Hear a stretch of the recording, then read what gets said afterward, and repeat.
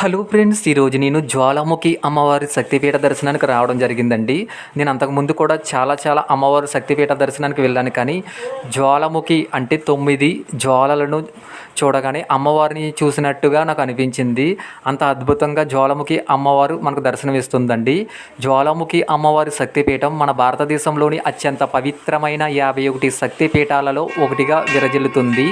ఈ ఆలయం హిమాచల్ ప్రదేశ్లోని కాంగ్రా జిల్లాలో ఉన్న జ్వాలాముఖి అనే పట్టణంలో సుందరమైన శివాలిక్ పర్వత శ్రేణులలో కాంగ్రా లోయలో కొలువై ఉంటుందండి.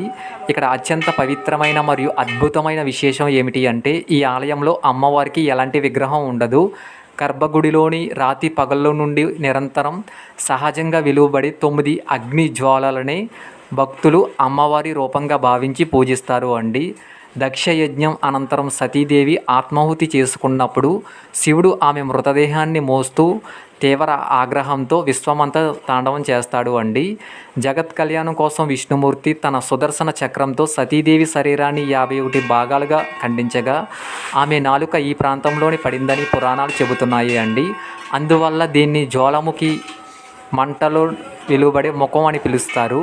ఈ క్షేత్రాన్ని మొదట ద్వాపర యుగంలో పాండవులు దర్శించి ఇక్కడ జ్వాలను పూజించి ఈ ఆలయాన్ని నిర్మించారు అండి. ఇక్కడ ఎటువంటి నూనె కానీ ఒత్తులు కానీ లేదా ఇంధనం లేకుండా శతాబ్దాలుగా ఈ రాతి పగుల నుండి నిరంతరం అగ్ని జ్వాలలు వెలుగుతూనే ఉన్నాయి.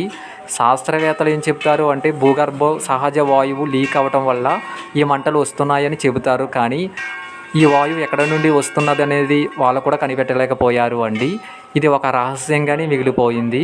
ఇక్కడ గర్భగుడిలో మొత్తం 9 జ్వాలలు వెలుగుతూనే ఉంటాయి. వీటిని నవదుర్గాల స్వరూపాలుగా భావిస్తారు అండి. ప్రధాన జ్వాలలను మహాకాళి రూపంగా, మిగిలిన వాటిని అన్నపూర్ణ, చండి, హింగిలి, వింధ్యవాసిని, మహాలక్ష్మి, సరస్వతి, అంబిక మరియు అంజీదేవులుగా పిలుస్తారు అండి. అశ్వేజ మరియు చైత్ర మాసంలో వచ్చే నవరాత్రి ఉత్సవాలు సమయంలో ఈ క్షేత్రంలో భక్తులతో ఎంతో వైభవంగా వెలిగిపోతూ ఉంటుంది.